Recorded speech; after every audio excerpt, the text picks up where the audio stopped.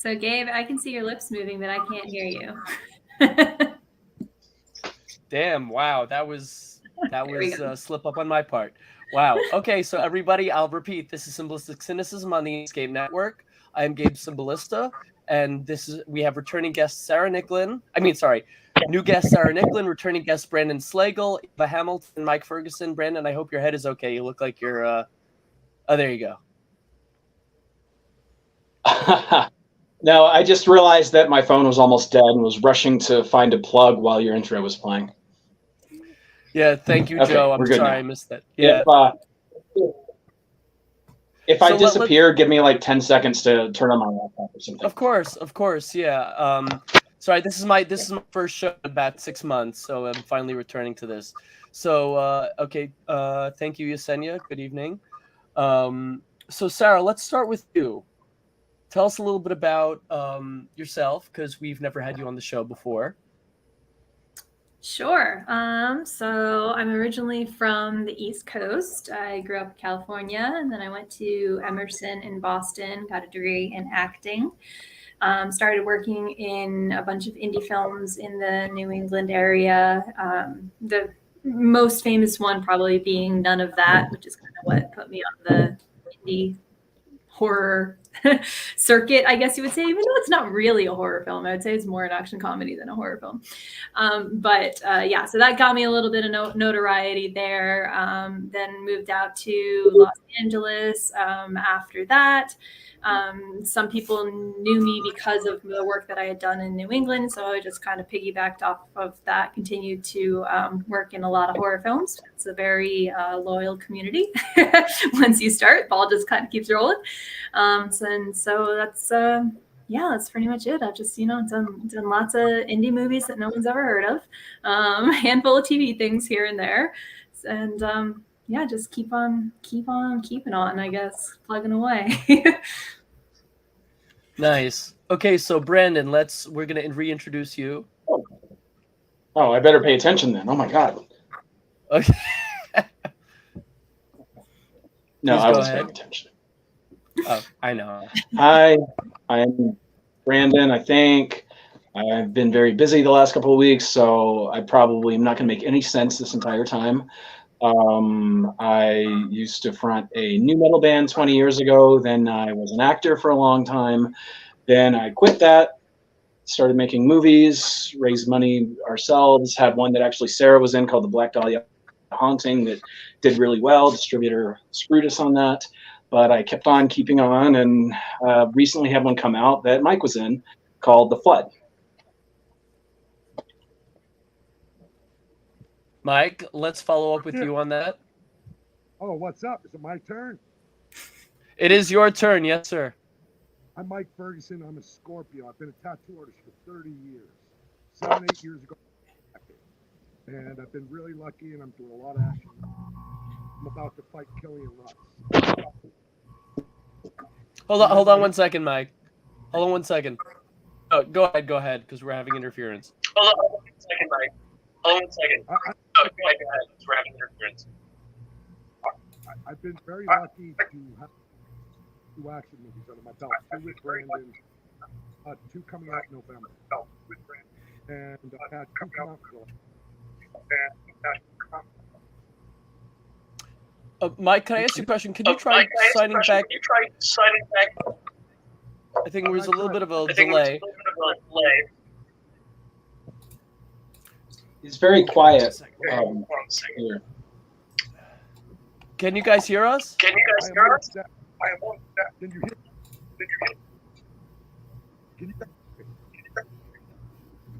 Mike, we can't hear you. We can't hear you.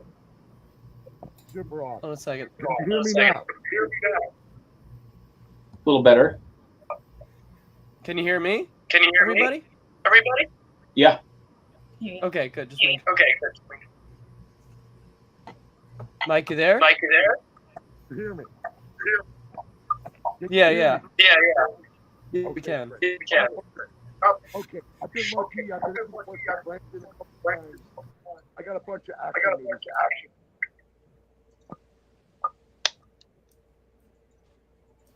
Did you hear that? No, we didn't. That's amazing. I have full bar.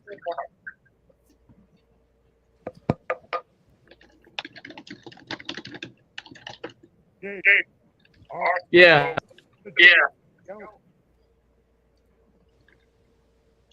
So I know this is like reverb. I don't know what's happening. You heard him perfectly before the show went on. I have no idea what the hell happened. And there's a lag on my end. Hold on a second.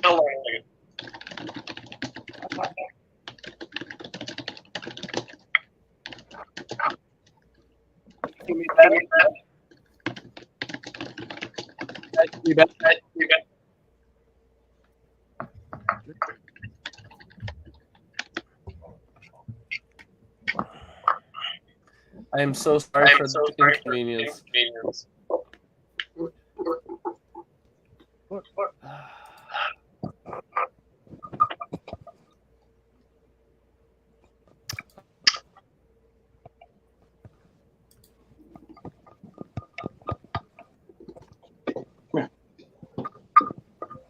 Well, until then, we can talk about this cat. Yeah, well, let's jump to Eva in the meantime. Let's leave the cat. Oh, you Wait, wanna do talk I have about a the cat? Okay. What? No, it sounds like you have reverb also. And it sounds like I don't know what's happening. Yeah, it's random all of a sudden. Wow, this is frustrating. One second. Brandon, I love you. This is an old cat. He's 15. Oh my god. He's beautiful. Let's see. Are we better now? Yeah. Maybe. Eva, go ahead. Can you? Yeah, it sounds like I can hear the delay. I can hear you too with the delay. Yeah, it's all of us. Oh wow. Yeah. I don't know why. So Mike's set to move on for the time being. Let's go to Eva. Eva, go ahead. I guess we'll continue with you. Okay. I'm like hearing. It's really hard to talk. Like I'm hearing myself. I know. Let me bring you back in. Yeah, she was cutting in and out. Let's try it now. Quite a bit suddenly. Hello. I'm just Eva, gonna try try it now. One moment. Anyway, let's bring the cat back on. This never happened before. He's sitting in my suitcase. Oh, let him be comfortable. Yeah.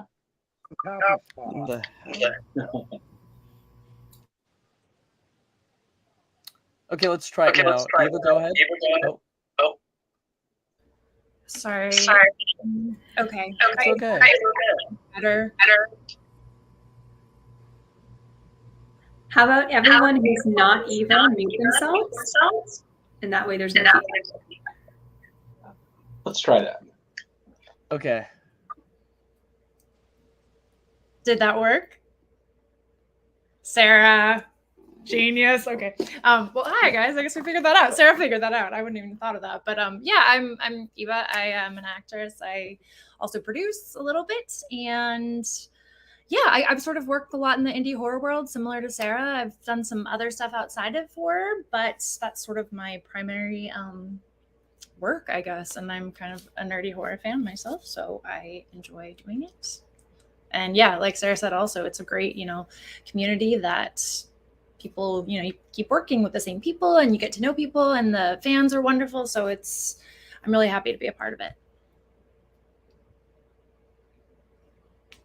Amen.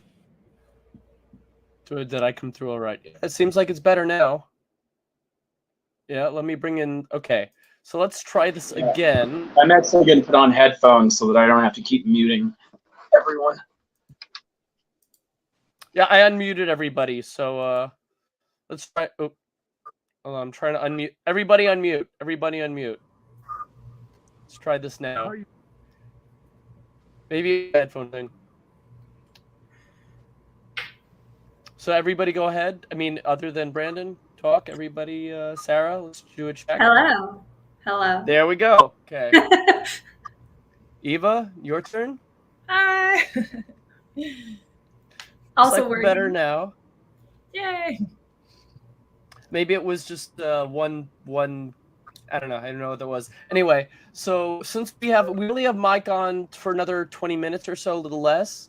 So I wanted to talk about one of Mike's new films that he brought up to me called Static Codes. Now, Mike, I want you to talk about this a little bit because this is with Taryn, and I didn't see a trailer for it yet. So what is it about exactly? Because it looks a little unique, and you shaved for this one. Your beard. I shaved my face so you can see my tattoos on my face. This is a sci-fi drama. It's something. It's a feel-good movie. I do a lot of horror movies, but I also do a lot of action. This was a departure for me, where I get to play a Mormon, or a guy that thinks he's a Mormon, who actually turns out to be a man in black. And I got to work with Jaime Cymbalistic, and got to work with a really good cast, Taryn Manning, Augie Duke. It's a really sweet movie. I hope everybody goes out and watches it. Were you able to hear all that? Gabe? Cut out again. Okay. We cut out. Okay, so it's a really sweet sci-fi drama that I'm in, and it's a feel-good movie. Did you hear all that? Yeah, we heard that. We heard that, and the people you worked with. Yeah, it's a very big departure for me. They asked me to shave my face more, which I don't shave very often because I have a huge tattoo. Timothy Woodward likes rapey rape Mike. The first I'm bringing a photo as you talk about it. Rapey rape Mike, as Timothy Woodward would like to call it. And it's a really good movie. It's a big departure for me. Hope to do more roles like that. I've got some really fun stuff lined up next month. I'm going to start on. Nice. One of my projects just got a voucher, so I'm going to shoot that. Nice, man. And today you're shooting a music video. You were telling me. Oh well, yeah. Well, I did transportation. A friend of mine was a director for music videos, so somebody flew in Vancouver. I made a pick up a Mustang '68 with artists, and I'm on set right now with them. I'll be recording music. So Nice. I'm driving around a '68 Mustang and sitting on set. I did a podcast earlier, and now this man while I'm on set. It's a weird type, but it's fun. It's fun. Yeah. So, Okay, so hold on. What? What? Cut out again. Static Codes, like I said, is one of the sweetest movies I've done. And I When wanted to out? Look, I love you guys. I think I'm just going to be cutting out the whole time because my service is good. Can you hear me? We can hear you. It's just the audio's not great. I'm so sorry. I'm trying to do the best I can. Oh, please. No, we know. Oh, we know. Just, shoot. Go ahead. Say everything you want to say, and we'll, yeah. Okay, a movie I did, a weed crime movie I did based on the 2017 legalizations on Stars right now. And it's premiering in the UK on the 1st, September 1st. The flood just rolled out all across the world, I think, Brandon. Yeah. Mm-hmm. It just hit the UK, yeah. Yeah, the UK, and it's out in theaters in Malaysia right now, too. Yeah, super stoked on that. And like I said, last deal did really well, was out in theaters here. I've got Static Codes. And I've got a really fun movie coming out November 3rd with Terrence Howard, Dolph Lundgren, Amanda Rigotti, and Piper Curda. And it's an action comedy coming out. Is Brandon involved in that? You would think, right? It sounded like it. Yeah. It's a fan movie. I honestly, Brandon, this was something you would have written. You would love this movie. Fan movie, so I'm pretty stoked about it. Brandon, I'm very jealous. I'm not you and Lewis. Next time. Yeah, dude, it's all part of the game, man. I mean, Yeah. But yeah, I just want to say thank you to Brandon. Thank you to all you lovely ladies. You guys are amazing, and you've been kicking all the ass. And your wife is amazing, buddy. You guys are really kicking ass, and you're a beautiful power couple. What's up? How you doing? But I want to say thank you, Brandon, for everything you've done for my career. You've been amazing. Oh, thank you. Always a pleasure, Mike. Always a pleasure. Listen, I could always have you on again. I want to do an Appetite for Sin show. So if you want to cut out, or if you want to stay on, what? I'm going to go back to set. I love you guys. I will come back on the show. I'm sorry I suck, right?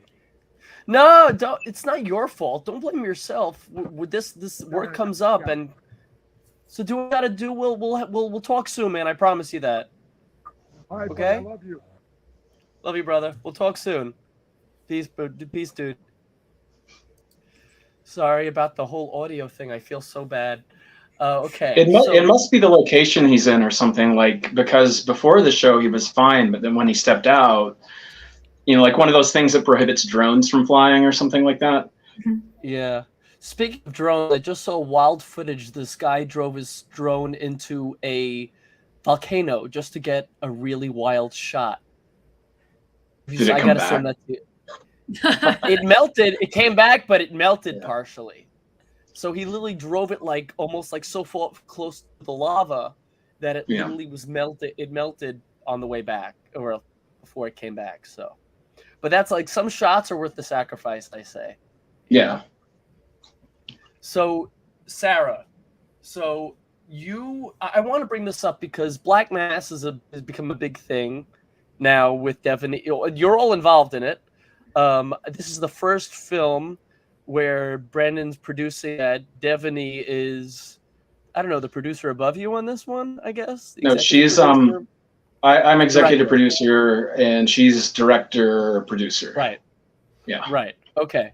Yeah. So this is her directorial debut. So I'm going to bring up the winner first. This was from Devaney's page. It looks wild. I'm loving the whole.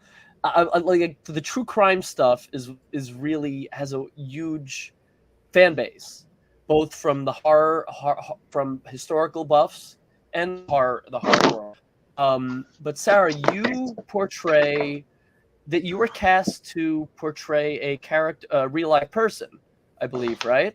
Yes. And I have this split screen.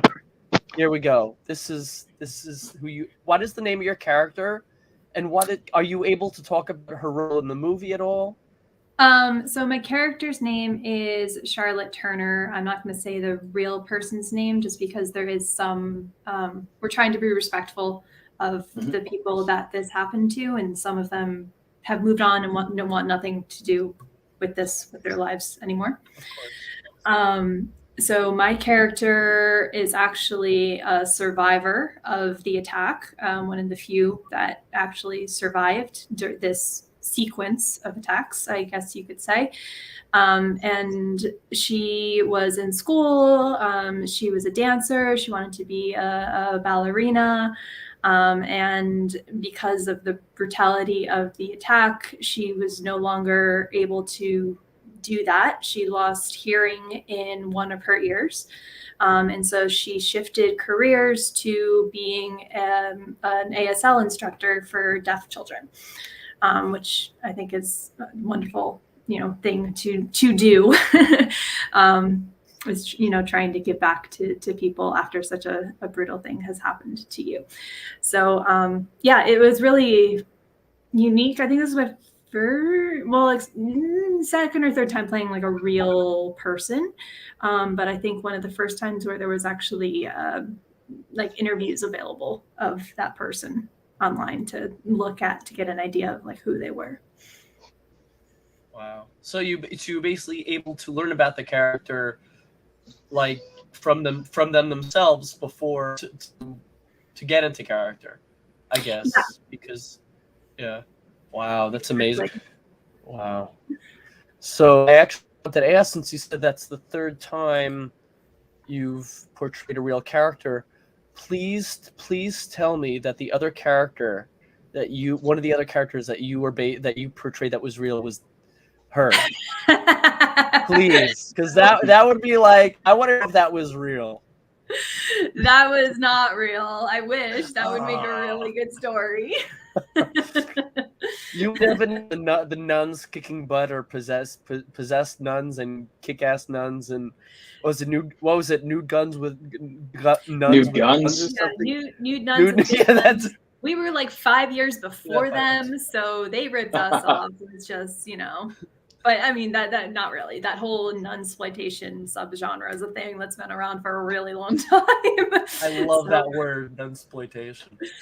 But that movie was it actually started as a 48-hour film festival thing. So like the category that we got was Easter, and so we did it as like a holiday, type Easter thing, and it went over so well. People liked it so well that it ended up getting actually developed into a feature film. So it's like Grindhouse. It was like Grindhouse in a sense. Completely. And that's also exactly the way, what I was going for. Just the way it looks, the outline of the guys with mustaches, but also like if you look at the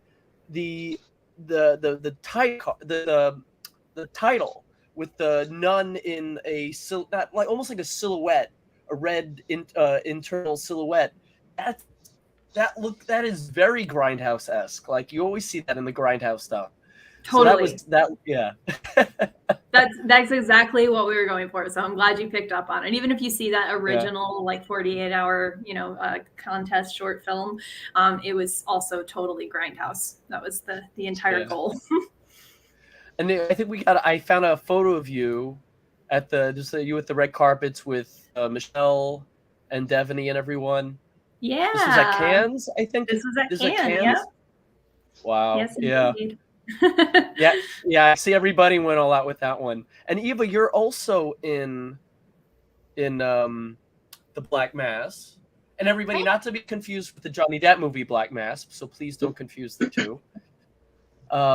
So do you also play a character that we can't really distinguish, but can you just tell us anything that isn't too confidential? And Brandon, being the producer, you could always, if anything almost comes out, you could always drop a I don't know, because you're already doing it. So I'll just put my cat in the screen. Oh, I won't put your cat in the screen because I'll immediately be distracted. So that will work. no, she's gonna make post spoilers because she wants you to put your cat in the screen. So don't distract her with a good time. I'm very cat motivated. So, but yeah, no, I do play a character that's based on a real person, which was quite an experience. I really haven't played anybody that was based on somebody real, and especially somebody that experienced such a just completely traumatic, horrific ordeal. And it's definitely a different experience. And it was sad.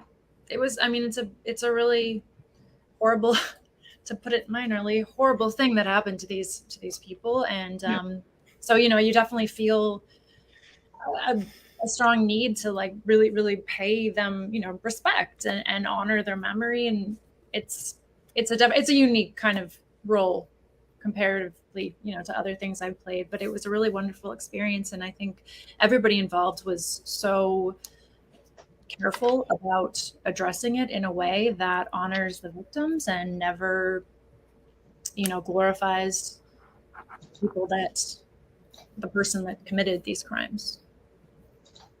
Yeah. Did it had a very similar hold on a second. I don't know what it means, but is that you, Brandon? Or is that Yes. Yeah, okay. sorry. I saw there were people on YouTube and I felt I'd say hi. Okay. Yeah, so sorry, just caught me off guard. So it had a very Manson-esque feel to it. I mean, I feel like a lot of those serial killers in those times, I don't know, it just like it had a very I don't know, when you think of the Manson story, the trailer gave off a Manson-esque vibe. Anybody could chime in on this, because I don't know, like it just really had like a Charles. I don't know. He seemed like a more like classy Charles Manson type of character. You know, like somebody living a normal life. Yeah, well, some of that could be that I also cut the trailer for our Manson movie a few years ago. That's House of Manson. God, Right. we did 10 years ago. And I cut the Black Mass trailer. But in a way, yeah, you could say that there are some similarities because they're both people that were very likable individuals. You know, and they use that, unfortunately, to gain people's trust, obviously in different ways. But yeah, there is definitely a thread of similarity between the two of them, even in the way that they were brought up, even in their lives.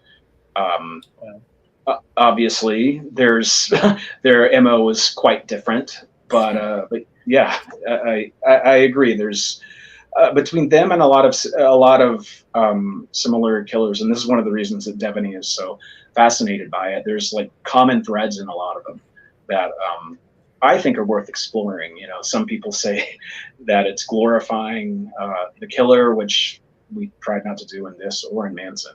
But it's more frightening just to present them as human and, you know, explore the human condition.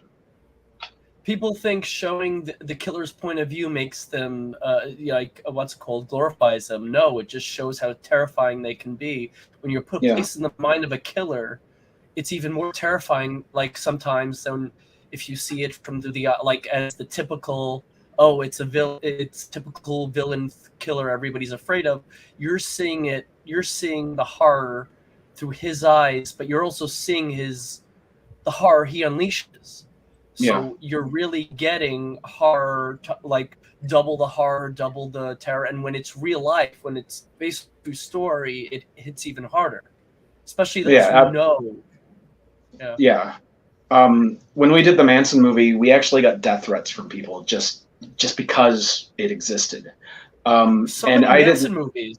Yeah. Well, and that's actually a thing, and this ties into Black Mass as well. Like the Manson movie, I originally didn't want to do it. Like I was already like starting to try to move over to action movies and stuff like that. But Devaney eventually convinced me, and so I looked up a lot of YouTube videos on Manson and stuff and just studied him.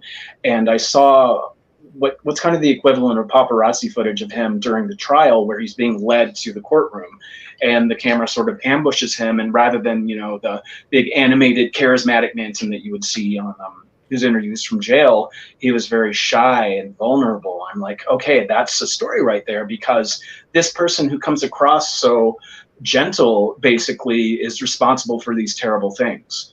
And really the same thing with Bundy. And I think this is maybe where the idea of them being similar comes from, because this is someone who, despite, you know, this is more known now, but obviously he's a sociopath and a narcissist, but he was able to channel, dare I say, positive attributes from those conditions into someone who was a great talker, who was charming. You know, everyone says, oh, Bundy was good looking. Well, maybe he was, but his personality shone through, or what he was putting on is his personality.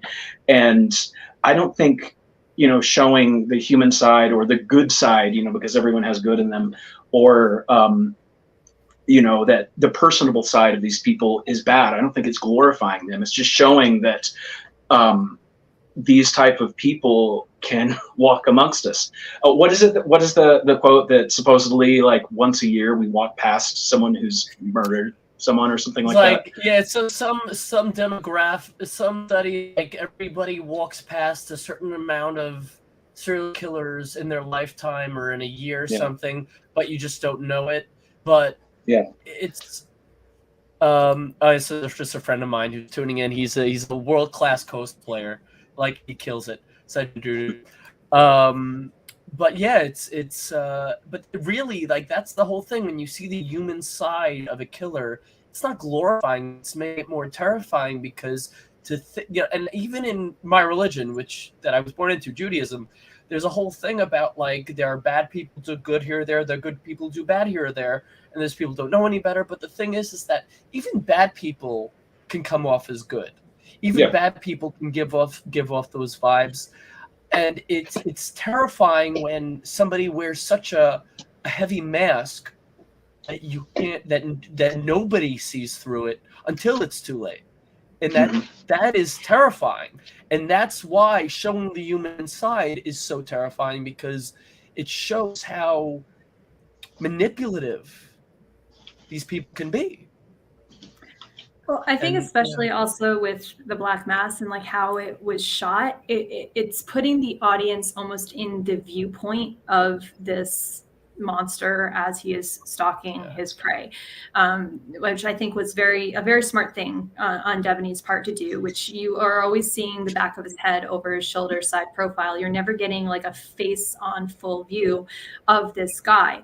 And in that way, you're as the audience in some way experiencing his frustration. And I don't necessarily think it's really humanizing him, because everything that he is doing is so despicable that it makes you want to crawl out of your skin. And there's specifically one sequence in there that I am not going to give away that is very brutal, very gory, and very brutal. And it's hard to watch because you, the audience, have been put in this first person view, and you want to look away, but you can't. And I think that's really the point of this film, is not so much humanizing him, but showing what a horrible creature he was, and that there doesn't have to necessarily be a reason for it, and that we don't try to justify it. It also brings awareness type of stuff. It's important to, like, people think these films, the people must watch horror films or must be psychotic. Like, this stuff also brings awareness to real life horror, and like a lot of these people learn about history through cinema. Like, Half Cheetah Will View says, "Yep, the Florida Killer was a true monster." Ronald Black has a question, although I feel like I might know the answer, but Brandon, I feel like you could give some sort of answer. It's currently playing festivals. It just played Popcorn Frights in Miami. Next week it plays Fright Fest in London, which Devaney will be in attendance for. And there's a few other, it'll be at Catalina Festival next month. As far as an actual release, it'll be early 2024 at some point. I don't know the exact date yet. You're gonna have one in my state, but it's like a 5 or 6 hour drive from me and like 10-hour public transportation. It's like halfway to Toronto from me. Otherwise, I would go in a heartbeat. It's in Syracuse Film Festival, right? Oh, that's right. That's right. And I relate, because I used to ride those same trains. And actually, just a side note. I'm going to come back to Black Mass in a second, but Sarah and Eva, I know you both were posting about, Sarah was posting about Lynn Shay's show, which is coming to Queens, or my area, which I have to go to because I love Lynn. Oh, it's great. He's wonderful in it. Yeah, I know, and it's going to be playing around the time the Syracuse Film Festival is. So I don't know if you guys are gonna drive 5 or 6 hours to see Lynn back and forth, but I'm gonna definitely go see Lynn when she comes to New York. I'm very excited that I've seen her a few years. So yeah, it's totally worth it. Highly recommend it. Yeah. She did a couple shows here in LA before she got picked up for being off Broadway, which is incredible. So in a one-woman show, good for her. Yeah. And she's got a whole month worth, like literally like September 8th to October 8th, like almost every day, I think. Actually, I want to bring up to Brendan, you were talking about, you got like death threats about the Manson film. If there is one Manson film that I feel like would be the most controversial, and somebody told me how it ended because I wasn't planning on watching it, and those type of, like, the only Manson film I ever sit through, in a sense it was a Manson film, is Once Upon a Time in Hollywood, because it rewrites it. Like, for me, real life horror is more terrifying than horror movies. And like, I'm watching the Black Mass because my friends are in it and I want to support you guys, but like usually and I'm going to be editing eventually soon, I don't know when, just yet, a short on a crime thriller, a true crime film soon. But like those type of stuff really me because it's legitimate. It's real. It's based on real stuff, and that stuff hits harder. It's like you're not gonna Holocaust films wouldn't hit so hard if you didn't know the Holocaust was real. You know what I mean? Yeah.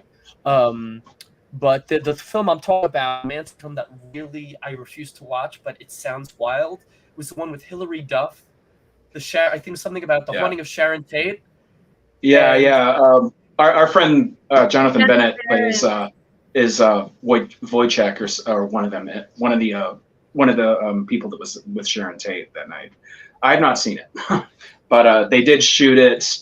They shot it around the time that we shot The Dawn that Jonathan was also in, and so he told us a little bit about the production and such. But yeah, I've never felt a need to watch it. Yeah, so spoiler alert, and I see how it ends because it's really. Is anybody going to watch it? Did anybody see it? Any of you guys? No. Are you? I just want to say it's wild because it's told from her perspective, her point of view, and then it's like you realize that, and at the end you realize that with that I forget. I'm not sure if you realize it's her narrating it, but they go like she's narrating basically her own death. Like something about like the haunting of Sharon Tate because like it basically shows her narrating her own demise. So it's almost like just a really interesting twist on the Manson story, which I admire as a respect, and respect from a point of view of storytelling. Yeah. But just as if I bring myself to watch, you know what I mean? I will say that I don't think he lives there anymore, but there was a guy who lived next door to where the Tate house used to be on Cielo Drive. Yeah. Was notorious for having parties for years and years and years, and we'd actually gone to a few of them. He had actually, because he's their neighbor, or he didn't live there when Sharon did. He has these stories about Sharon's ghost choosing not to live on her grounds, not to live, at the house, but at his house. And he's just this weird eccentric guy who like took ownership basically of the crimes just because he bought the house next to them. And he's actually one of the people that threatened us. I don't know. It brings out something weird in certain people. Yeah. There's not really much else to say beyond that. People take things personally that have nothing to do with them. Yeah, necessarily. It's kind of like taking ownership of it. I experienced this recently with a World War II movie, which in my Saipan, which in my point of view is an action movie, not a World War II movie. But because it's not a real World War II movie, it pisses people off. And it's the same thing with true crime. If there's any little detail that isn't the way that someone else has decided it happens, they go after you. Yeah, this is one of your films I still have to watch. I still want to check it out because I'm a huge fan of Louis Jeffy and Casper Van Dien. I tried to send Casper the invite, but I know it's not always but he seems like he's a really cool guy. I gotta say, production selfies, one person always has to look awkward in them, but I love this shot of the three of you. Yeah. Louis looks like his brother there. Like I don't think that they normally look very much alike, but when Louis does that, suddenly he turns into Costas. Yeah. There were certain angles when I was watching The Flood that I heard Costas' voice and I could see Costas in the face. Like after I first became Costas, my cousins took a look at him and says, "Isn't he for my big fat Greek wedding?" Like, no, that's his brother. Yeah. So they're similar. I'm sorry. You were gonna say something. We're talking about Manson. I'm sorry about that. I don't remember. Okay.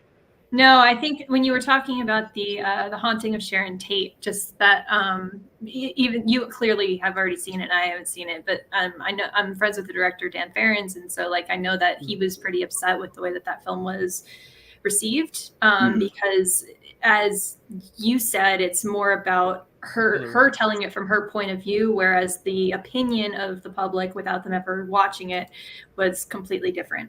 And so a lot of people just judge that film outright just based on the title without actually looking at it, which happens a lot. Oh yes. Well, in a sense, it's a fandom thing in addition to a true, a lot of fans are very spoiled. And I'll say this as a fan and somebody who loves the filmmaking aspect of it, is that I get so bothered by toxic fandom and a lot of fans who are I'm not a perfectionist. I'm a purist. There is a difference. Like perfectionists will be bothered by the smallest, stupidest things, and like take one thing and make them hate the whole thing because of that one little detail.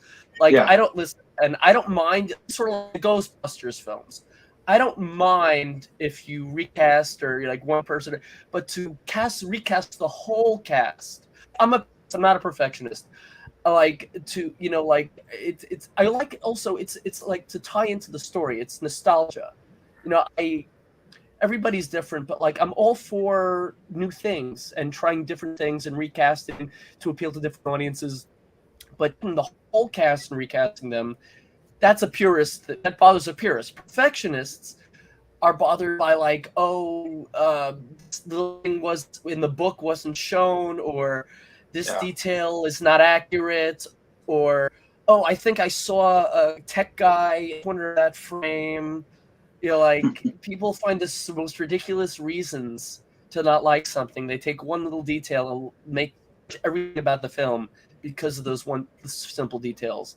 And I will say, I think the way that you just described The Haunting of Sharon Tate probably sold it better than the artwork poster entitled it, because her narrating her own death, that's an interesting subject versus what the marketing has made it seem like. And not at all what you would think based on work or anything. Yeah. Well, that was also the end twist, so I couldn't really they wouldn't put that into promotional stuff. You know what I mean? So, that it's would be also, like, how much of that is the director and producer versus the distributor? Because the distributors are going to put a title out there that's going to be catchy, that someone's going to talk about just so they can sell movies and people will watch them. And so this might not be what the director or producer wanted for this film, but they put this title on it and it creates this controversy, but then people are going to go watch it. Yeah, also, that happens 99% of the time, and 99% of the time your hands are totally tied. And also, Brendan, you're one of those people that I think I recall saying, like, let's not put like 90% of the film in the trailer. Are you okay, Ava? You need to step aside for a second? Oh. I have cats fighting. I'm so sorry. Coming full circle. I had a lot of questions for. I didn't want you guys to have to hear like growling and hissing, so I was gonna mute it there. Listen, I get cat fights outside my window every summer, but they're never the cat fights I want. I was waiting for some of that. Yeah, that sounds like one of your memes that you post. Yes, I'm big on. I actually was gonna wear a shirt tonight that says "Bad puns are how I roll," but I felt like I could just say it. I don't have to promote it. But Brandon, I feel like you're one of those the director team. Stop putting like 90% of the movie in the trailer. Stop putting the ending in the trailer. I've seen a number of people like complain. I agree. Believe it or not, I'm not too terribly objecting to things like that. Okay, maybe I think it was Josh Waller. I thought it was. I wouldn't remember which one of you it was. Part of it is because, and don't get me wrong, I've loved dealing with Saban on these recent movies. The trailer for Battle for Saipan makes it look like a Saving Private Ryan knockoff as opposed to an action movie. So I feel like some of the people that watched it expecting that were disappointed because they were led to believe that's what it was. So I'm all good with putting anything that represents the movie you're going to watch in the trailer. Yeah, it's true. Like, as long as it's out of context, I'm totally fine with it. Now, Eva, you're in a sequel to a really famous slasher film that I want to bring up. Hold on, I'm trying and it's called The Mutilator 2, and I'm trying to find. I have the poster here. Here we go, and that's you tied to a barnacle-infested pole under the looks like under the boardwalk. Yes. Yeah. You healed up pretty quick. You healed up pretty well with some of those barnacles. That was very specific, Gabe. It was. No. Look at the barnacles. Look at all those barnacles. I'm not joking. I have proof. I got other screenshots here. I'm very observant. I may not be an observant Jew, but I'm observant. Sorry, go ahead. Barnacles. It was It was I can't give away what happens in that scene, but the barnacles feature heavily. We'll say that. But yeah, that So, film but was so yeah, I'm hoping it'll. I don't have a date when it'll come out, but that was a great experience, and from what I've seen, the little bit I've seen, it's gonna be pretty cool. also quite a cast on that one, and I think I don't remember if I met one of your your co-stars in LA or not. What's her name? The one who plays the main girl. I forgot her name briefly. I spoke to her recently. Yeah, I forgot her name. Like the featured in the trailer. The main girl in what? In Mutilator 2? In Mutilator 2, yeah. Really, like Forgot her name. Anybody in Mutilator 2? Maybe she's not main. Maybe she was just like more featured in it. I'm not sure. Who you? I mean, Yeah. Cody. There's a few women in it, but I'm not sure who you would have met. But maybe. Yeah. I don't know. I totally forgot. But also, and I wanted to bring up because Mike was wearing his shirt this time, so I had to bring, since no I can't bring up any women's wet t-shirts. I had to bring in Mike's. So he's not here for that. Sorry. But also Eva, the shed. I want to talk about the shed a little bit because I'm still waiting to see. Oh, hold on a second. Barnacles horror. I was gonna make a SpongeBob joke. I totally forgot. Anyway, subgenre on barnacles. That's my first barnacle horror. And hold on. Yeah, he also had to apologize to Brandon for the barnacle horror thing. I don't know. Maybe he realized the facial expression. But What? okay, so back to. Okay. I don't know. Okay. I don't know. Anyway, Eva, the shed. Tell us a little bit about it. And you're working with Stacey Nelkin and Mooncats as he goes by, because I think I'd have him on, but I think he also likes to be incognito, sort of like the co-founder of Trauma. Yeah, well, Mooncats is kind of like a collective of people. So there's a few of us, and we've decided that we all just sort of operate together. So there's some anonymity there as far as like certain people are in totally different, careers outside of film. So we all kind of work together, but I tend to sort of be the face of it as far as this sort of stuff. But yeah, it's a film collective that we got together. We found, sort of a group of people that really all have a similar aesthetic and a similar interest in particularly kind of like 80s, 90s horror. A lot of the stuff we grew up on, there's a lot of like nostalgic elements. And anyway, so I mean, long story short, that the shed came about because we wanted to just put something out there. And a short was what seemed to be the simplest way to start out. We have a feature coming next, but yeah, and Stacey Nelkin became involved. We're all fans of Halloween 3, so that, we were really excited to have her and to create this project that, I had only ever acted. I hadn't done any producing or directing or writing. So being a part of that was really a unique experience. And yeah, I mean, it's, I don't think any of us really thought it would do what it seems to have done. So I'm like really excited that it has. And we're, we won a lot of awards already. Yeah. We've done a bunch of festivals, gotten some awards, and then we'll be screening as part of Bloody Bites, which is through the Bloody Disgusting and Cinedime Network. So we're really excited for that. And yeah, I would love to be able to like show people officially. So I guess it'll be in the 2024 season of that. So finally everyone can see it. So yeah. And I also have to ask you, when is Hellhounds coming out? I have no idea. Not a clue. No, I wanted to go to that. I wanted to see that. I'll let you know as soon as I have any word on it. I don't know though. Yeah, that's one of the ones that's taking a while, so we'll see. And I always have to ask the Black Goat, because who like Lovecraft? I love Lovecraft. I know you do. So I have to know when are we getting the Black Goat? Yes. I wish I had a good answer for you, and sadly I don't. I did actually just talk to one of the producers, and the way that the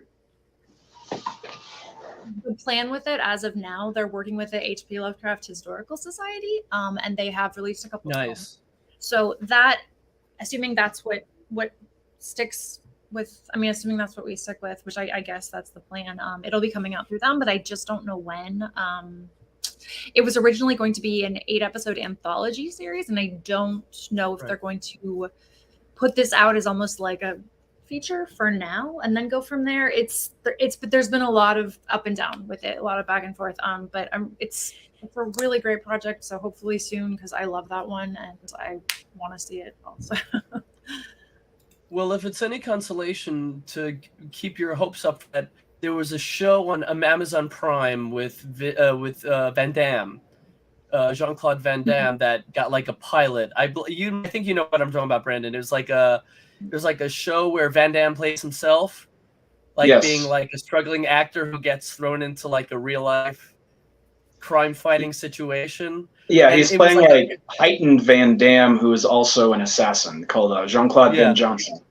Yeah, Jean, that was it. Yeah. So basically, it was on Amazon Prime. It was released as a pilot, and then a little later on, they got a whole season out of it.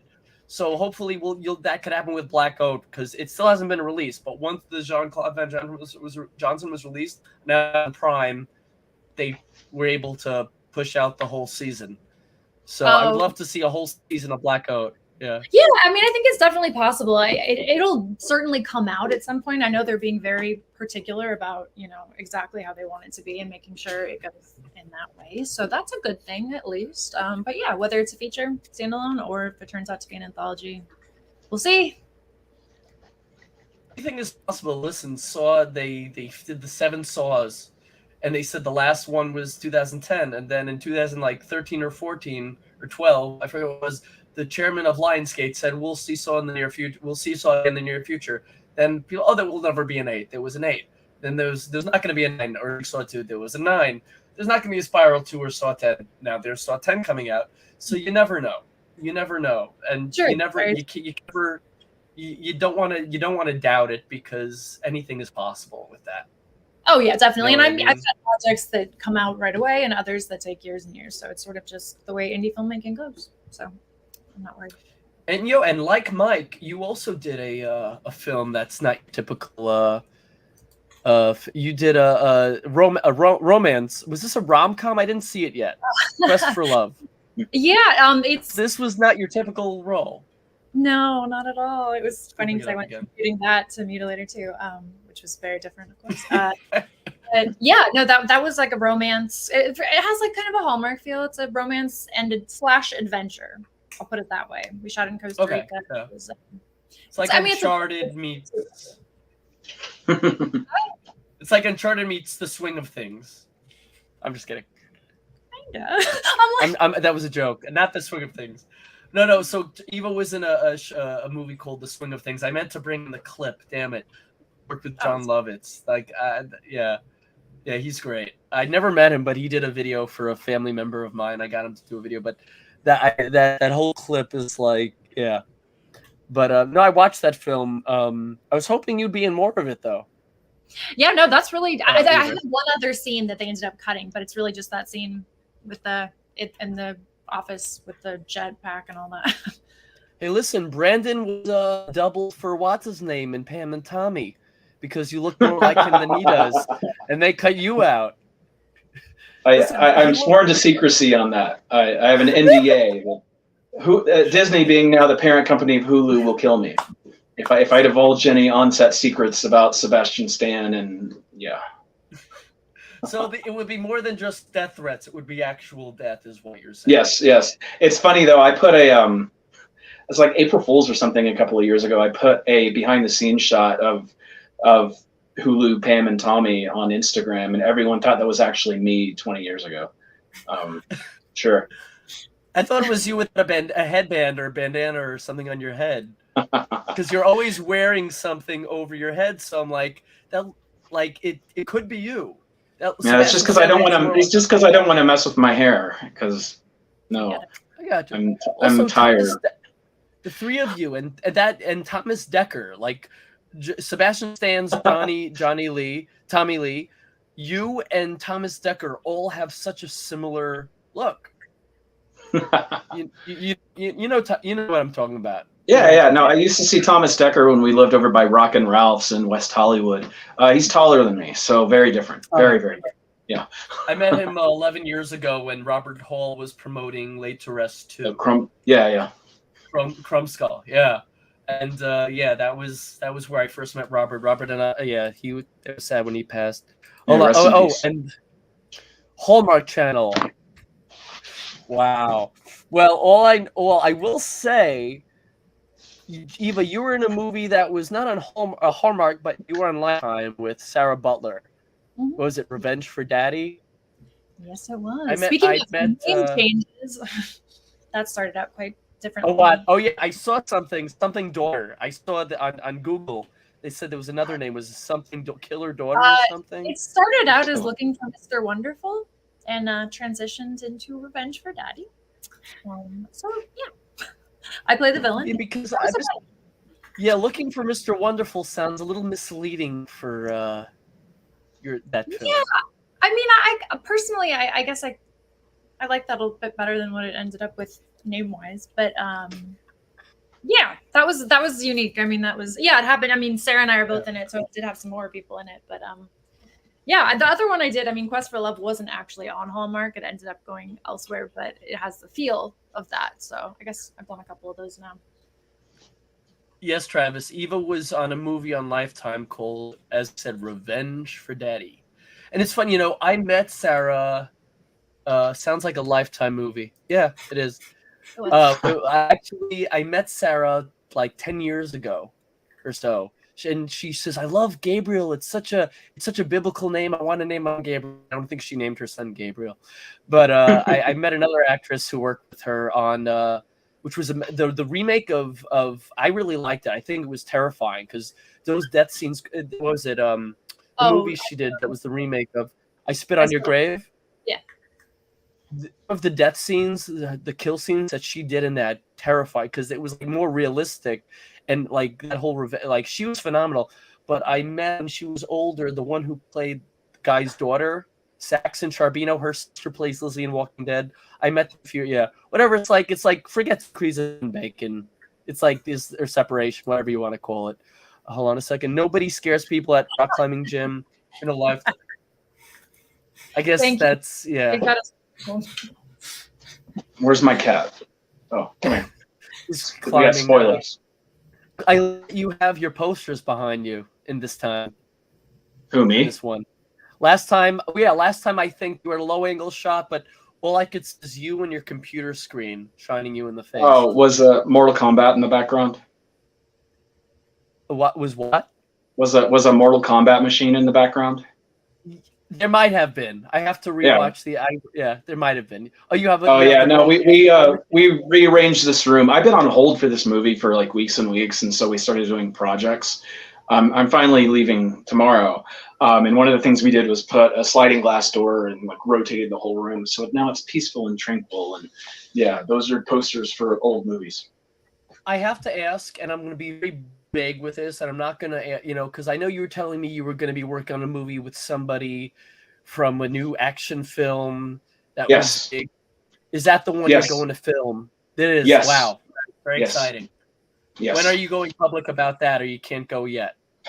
I don't know. I just remember the producer put a thing in our WhatsApp chat that to everyone, don't spoil the movie on social media, which I actually prefer. I don't like it when you see the whole thing. Of course not. Yeah, that's why I was very vague when I asked. I didn't want to because I knew you. That was very vague.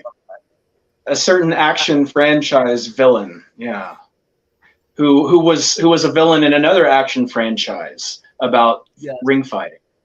Yeah. Yes, and co-starred with another one of your co-stars in films that weren't yours, but that's also pretty vague, no? I don't even know what you're talking about. That is the best response you can make. Good. Yeah. Actually, I have some shots from The Black Mass. I think Eva, this is with you and some of the cast. It's a big cast because is that in the sorority with all these girls and. Hold on a second. I'm trying to get it. Yeah. Is this like a sorority house that he was stalking, or you can't say necessarily, Sarah or Eva? Yeah, we can say that's a sorority house. Yeah, that's pretty out there. Okay. Nice. Okay. It's funny because when we were putting together the story, like Devaney wrote like a 1 or 2 page treatment, and it was actually more more basic than the movie ended up being. Like, it focused longer on certain things. And as she was doing research, as I was writing the script, we just kept finding other details to put in. So it went from something that was going to be like 7 people to, I think there's like 30 people in the cast now. But it doesn't feel like it's stuffed. It feels very organic. Yeah, no, I like that. I like that. I wanted to also bring up, and I've been dying to film. Is it? I'll ask you, Sarah. Is Pretty Boy out yet? Because I've been wanting to see this. Is it on digital? It is not out yet. It's not. So yeah, from what I understand, it is close to coming out. Yes. So there were some issues that I will not go into. Usually happens in production. There's always release Yeah. between the distributor and the producers. Yep. But yeah, most of those issues for the most are getting ironed out, and with any luck, it'll be out this year. The premiere was what, the beginning of the year? No, around that time. Oh no, the premiere was Last year. 2020, 2021. Was that Like long ago? It was a while ago. 2020, 2021, because we shot it in 2020. We shot it in October after COVID. Right. Yeah. I remember going to that cast and crew screening that with Devaney that everyone was at. Yep. That was 2021. My God. 2021. Yeah, because I could have sworn, because I saw Scout Taylor Compton was there, I believe, because she posted from the premiere. So I could have sworn it was like no more than a year ago. So wow, the time going by fast during COVID. Yeah. Yeah, that's exactly. Wild. Yeah, she was like posting you were all there. Yeah, but I would love to have Casper and Nikki on one day. They seem great. I never met Nikki. I've had stuff from films she was in. She also worked with Scout before. Yeah, they're old friends because they were in Halloween 2 together. Scout was obviously Laurie Strode, and Nikki was interviewing Malcolm McDowell in it. She was like a gossip reporter. Yeah. And then they did the Best Man together, and I know of another film they're doing together, but I cannot speak of it. It's not mine. I know it's adjacent. Mike has filmed at least one other film other than The Flood with her, I believe. No, or maybe it was not Mike. Yeah, with Nikki or Nikki. Maybe I'm wrong. I don't know. Maybe I'm wrong, because I remember maybe that was the film Mike was posting from the set. Because I remember he was posting videos with Nikki, like they're walking around. They did do ADR together for The Flood. They were like back to back, and so he posted some videos from that. I remember, so that may have been what you saw. I also want to bring up, and I love this film, and I'm really sorry. I also want to extend my condolences. I know it's been a few months, but your friend who passed away from the film ruined me. I rewatched it again recently, and I remember that twist that it was very similar to another iconic slasher horror film, but I'm not going to ruin it for anybody. But the little twist at the twist over a twist at the end. You know what I'm talking about. But it's very twisted. Pun intended. Yeah, that too. And I love noir, like the black and white. I love the shot of you with the noir shots. And of course, it's suitable for you to be wearing a Ouija shirt. That's very much you. I feel like you probably wore that to set, it was like your shirt. It wasn't part of it wasn't yours. But it was a cool shirt. Yeah. So, I don't know. Costas, when I was on the Saw Cruise 11 years ago, he wore a jacket that he wore on a show with Ice-T years ago called Players, like 20 years ago. And actually, I'm going to be seeing Ice-T and Coco this weekend. The charity I told you my friend's Batman charity, the thing that drives Batmobiles. I was going to, so he's going in the Hamptons. So, and it's being, in addition to my friend's charity who's sponsoring it, Ice-T and Coco are going to be there. That's so awesome. I'm very excited. And Ice-T will remember me because I brought up to him about Costas, and he's like, he clicked with me right away because he didn't know how Costas was doing. And then I sort of spoke to Costas like a month later through a friend who's another Saw actress. It was, Costas is, I also posted something from recently. He's also always filming. He's like Lewis. He's always traveling, always filming. Yeah, I ate it. I went to one of his favorite restaurants. I was in LA with one of his co-stars, but yeah, he wasn't around. And Brandon, I have to ask, because I grew up with Transformer animated stuff, but I never could stand Shia LaBeouf, which is why I never could get into the Transformers movies, and I would watch the later ones, but I don't know. I don't want to have to watch the ones with him. And as much as who isn't like starstruck by, or whatever the term is, like whose guys' mouths don't drop when they see Megan Fox.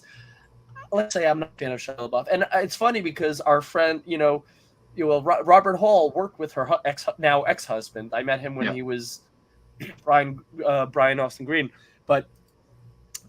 I would love to see you do a Transformers movie, but like obviously it would probably have to be after the strike, and it would definitely be mainstream. I'd hope. How do you know that's not what I'm going to shoot right now? Maybe we have a waiver. You don't know. Well, I assume you wouldn't actually drop that even as a red herring, but No. I wouldn't. I'm just not going to ask any questions about that because. Yeah. For those of you on YouTube, this is in response to me posting this as like one of those Instagram message story things that people can see. Yeah. I forgot I said that. You just said it anyway. I really, when I met Danny, I was hoping you were there, Brandon, but like you could, one of you couldn't make. I understand one of you couldn't make it. Mm-hmm. But Eva also, and Matthew moved to where I am, so I gotta reach out to him because we need to get together. But I'm still waiting for distribution. Appetite for Sin. Yeah, because I want to show that to a bunch of friends. I gotta ask Matthew about that, but next time I'm in New York City, I gotta get him up because we've been meaning to get together. But he's also been traveling. Sarah, in addition to The Black Mass, any other films you want to talk about? Any other nun-based narratives that you can seize, or nun-based narratives? Yeah, cornering the market on nun movies. Actually, there was some other movie. I did do another nun movie. What was it? I can't remember the name of it right now, but I was wearing another nun costume. I don't remember what that was. Anyway, let's see. I don't know. I feel like. Oh, so Garden of Eden is a movie that's probably going to be coming out maybe hopefully next year. So that's the same filmmakers as Pretty Boy. So it's their second film after Pretty Boy. So that one that we just photos. Sorry. No, go ahead. Sorry. No, I was saying the promotional photos you posted looked very like True Detective and Lovecraftian-esque with the horn, like the Garden of Eden posted some like very cryptic, like very wild, and I'm really intrigued. I just want to mention I'm really intrigued by that photography.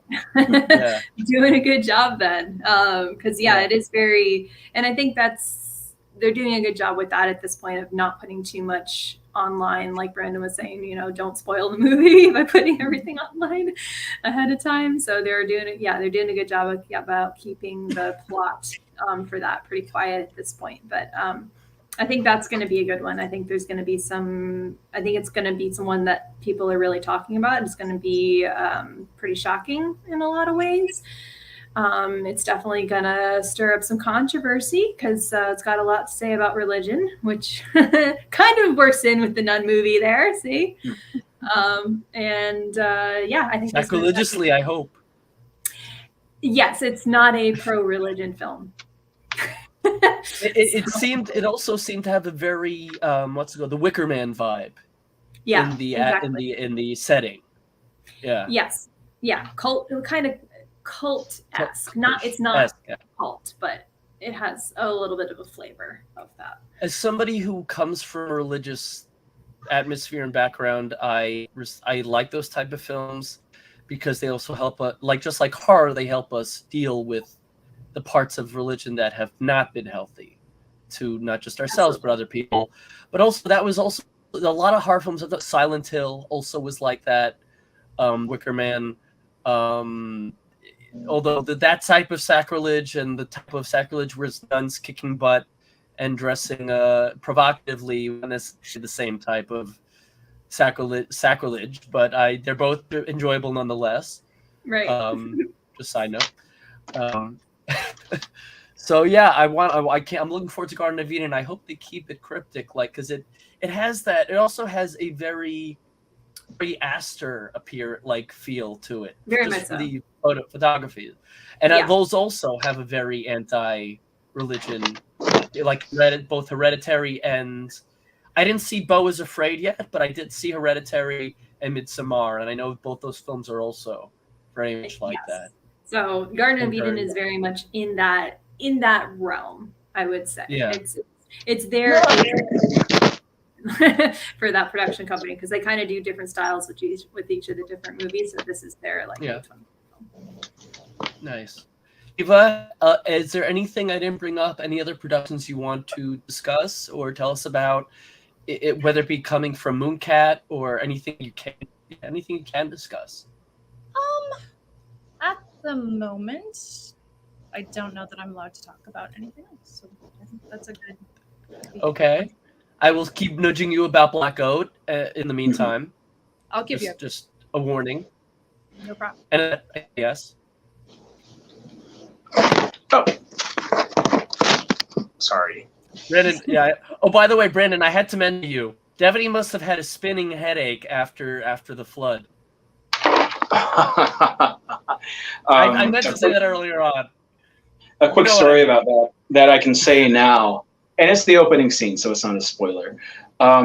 So I actually posted a video recently of the stunt team in Thailand doing that actual spin with her, and they were all like super impressed with how she handled it and everything. And when the CGI was being done for that movie, there was a version where they actually erased her completely and put a digital dummy in there, and it was the stupidest looking thing I've ever seen. in a movie where there's a handful of dodgy looking alligator shots.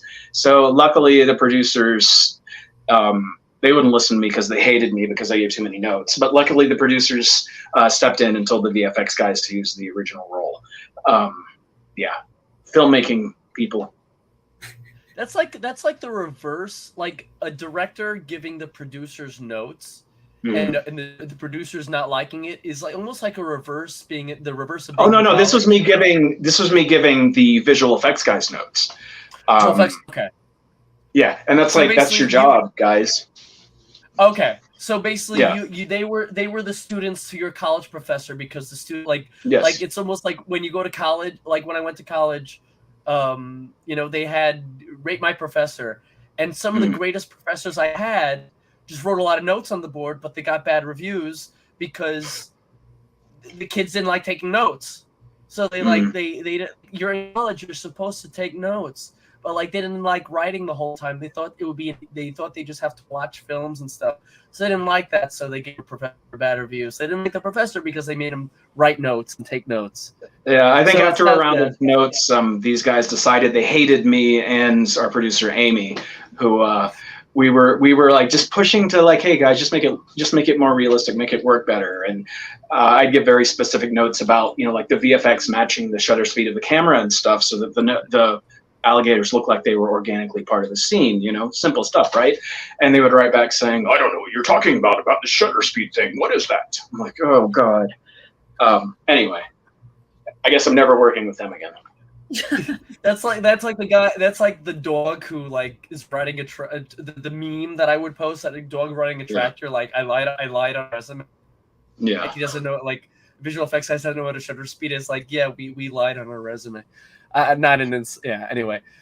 Sorry, this is a random punny reference. Okay, so Brandon, other than the film, you obviously have to let you go get some to go fly to film. Is there anything you could talk about that's coming out that will become distributed soon? Or there's a movie.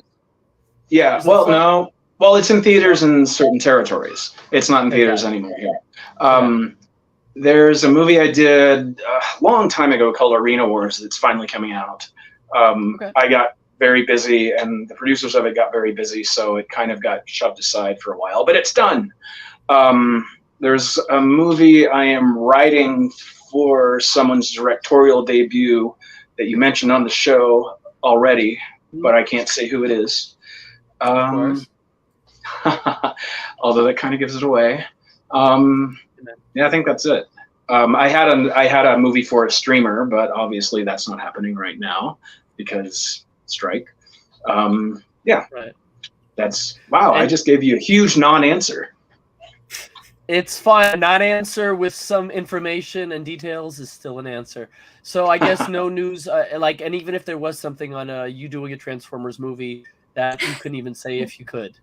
I could talk about it, but my star George Clooney could not, because he's now joining the franchise. This is how rumors get started, by the way.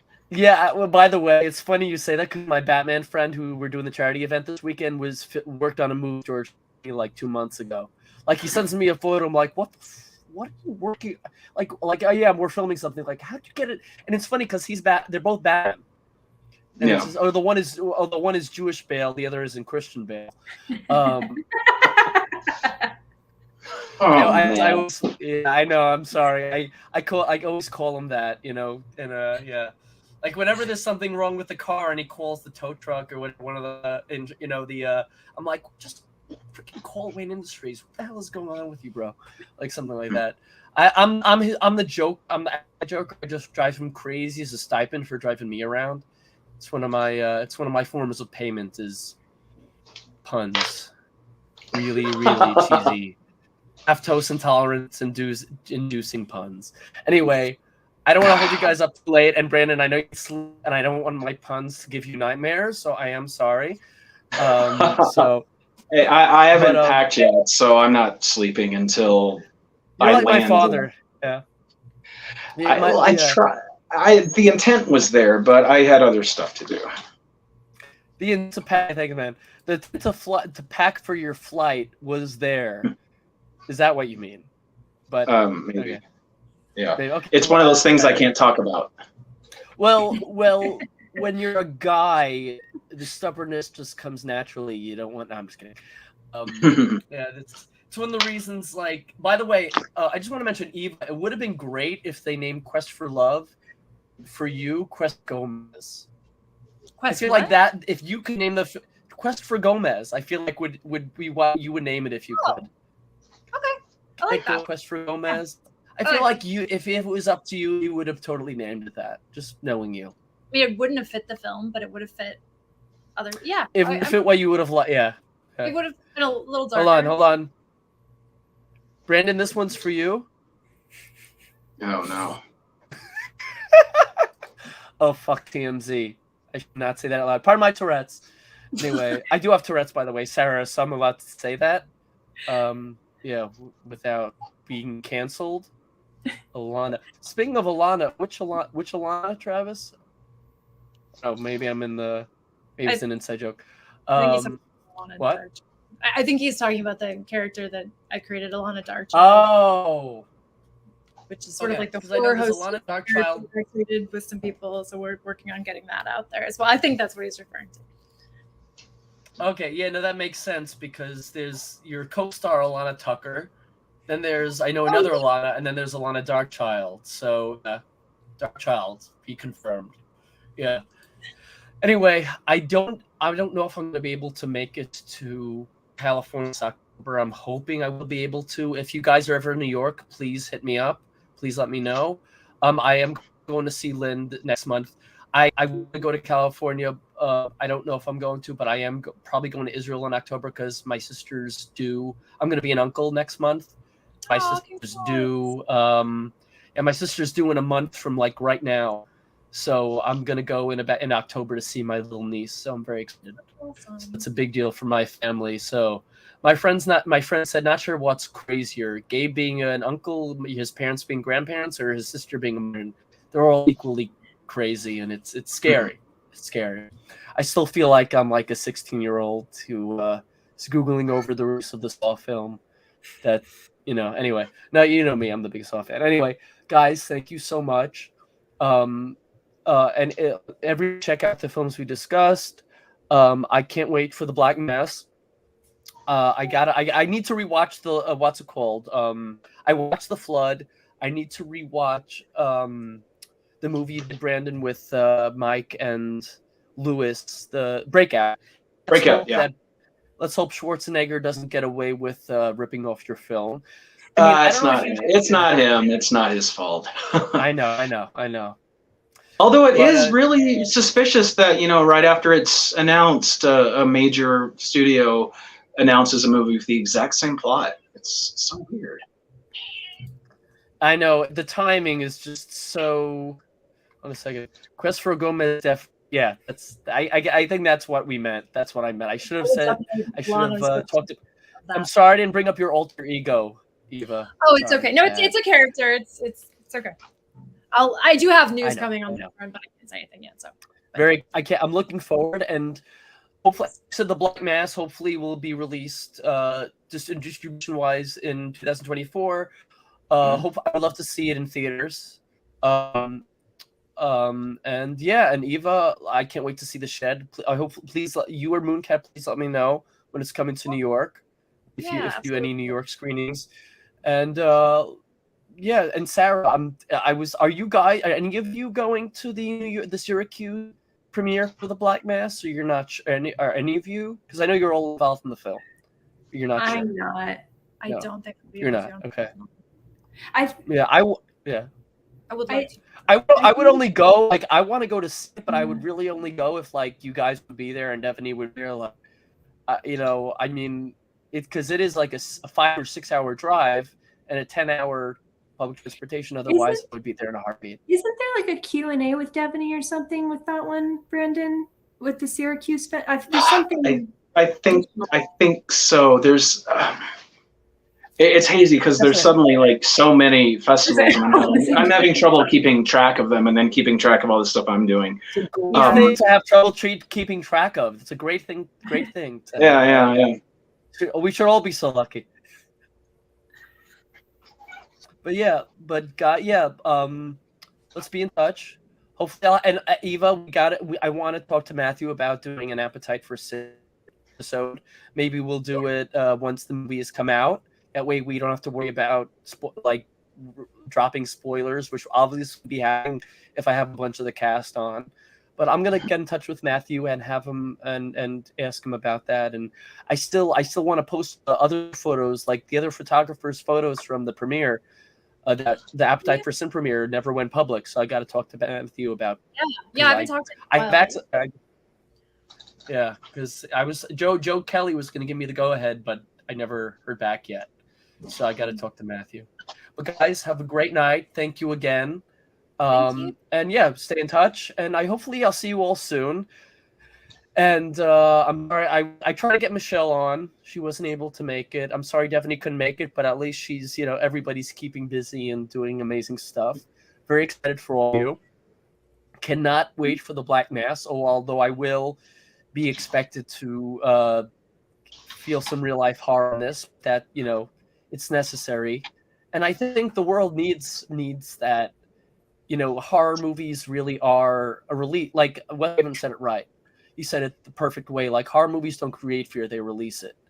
Yeah. And it really, it shows things as they truly are, even if they're not fact for fact, frame for frame. They do a service to real life horror.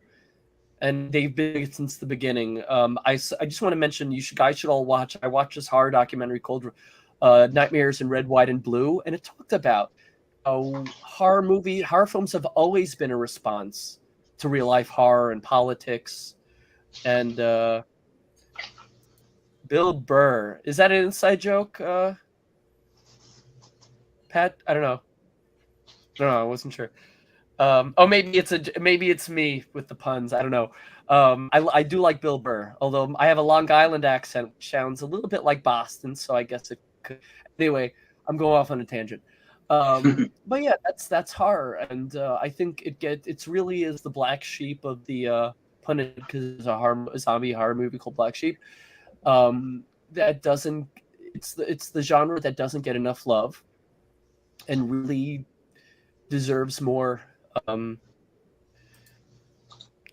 you say that in a Boston accent. I love it. I'm not smart. I'm a smart ass. There's a big difference. Anyway, on that note, before I incriminate myself with some really stupid, really stupid, everyone have a great night, and Brandon get some sleep, or go pack and then get some sleep, or just pack. Good luck on getting sleep. And ladies and ladies and genitals, Gentiles, gentlemen, all the above, have a great night. And this is I am Mike Wallace, and this is 60 minutes.